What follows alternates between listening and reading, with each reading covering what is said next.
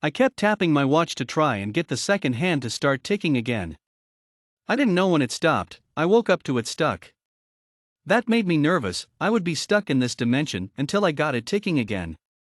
The watch allowed me to jump around from different dimensions. I could escape what others couldn't run from, reality. Nervously I clicked the side button. They would find me soon. They were creatures that slithered in and out the various planes of existence. Shapeshifters that cause a ripple in the fabric of realities to feed. They are creatures of chaos who feed on flesh. I had witnessed them tear people's bodies apart by their limbs and gnaw on the bones in Dimension 45. They caught my scent before I clicked my watch and zapped to a new reality.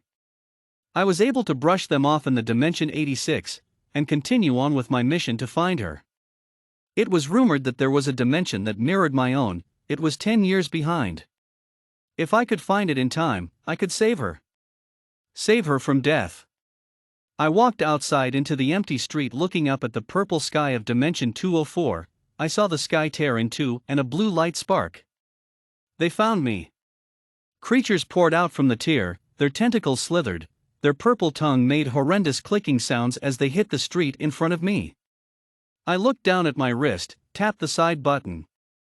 Finally, the second hand started ticking. I let out a breath I didn't know I was holding in.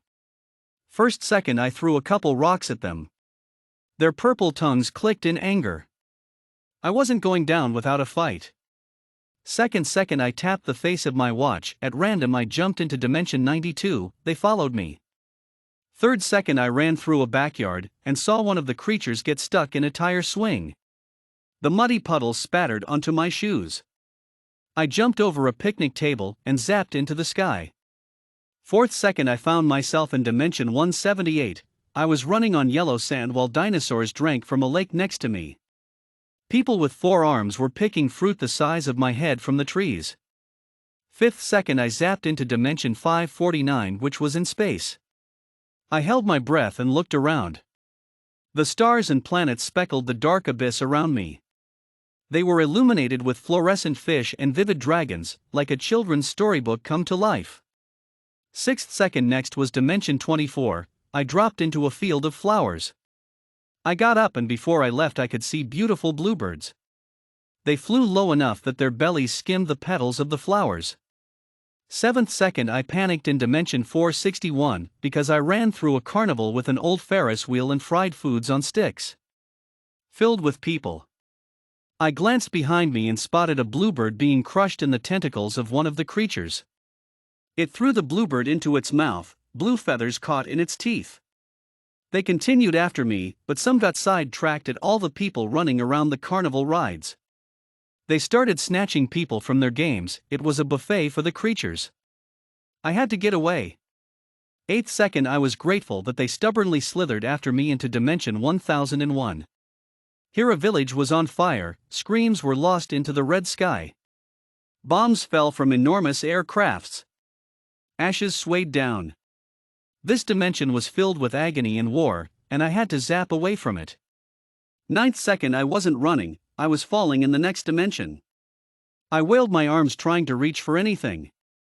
My heartbeat fastened because below me was a sea of boiling lava. I could hear the creatures made it to this dimension. They were a few feet above me. Their tentacles flailing in the air. I had to get rid of them for good. I couldn't be a second off, or I'd be welcoming an early death. 10th second eat this. I yelled at them. Their clicking tongues grow louder. I would almost hit the lava surface. I closed my eyes. I tapped the face of my watch right before I collided with the bubbling lava.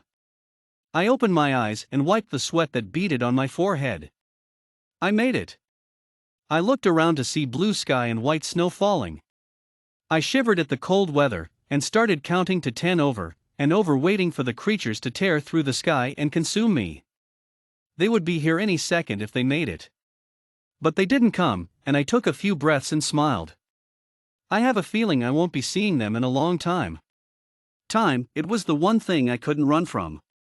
There are millions of other worlds, gazillions of other people, beasts the size of skyscrapers, extraordinary places. There were things no one would believe were real. But everything was still under the rule of time. It controlled everything. It tormented me, but I've encountered worse. The last world was Dimension 152, and I made a mental note to avoid it at all cost. Unless I wanted to succumb to the same fate as those hideous flesh-eating creatures. I looked down at my watch to see what dimension this was. It said Dimension 800. The ground was buried under snow, and the trees held icicles at the ends of their branches. Something felt familiar about the air in this world. Like maybe I've seen it before. In the distance I could see buildings and vehicles. He ran towards them until I reached a street. People passing by stopped one and asked what year it was. Someone muttered to me, 2010. I fell to my knees, my bones freezing. I found it. The mirrored dimension.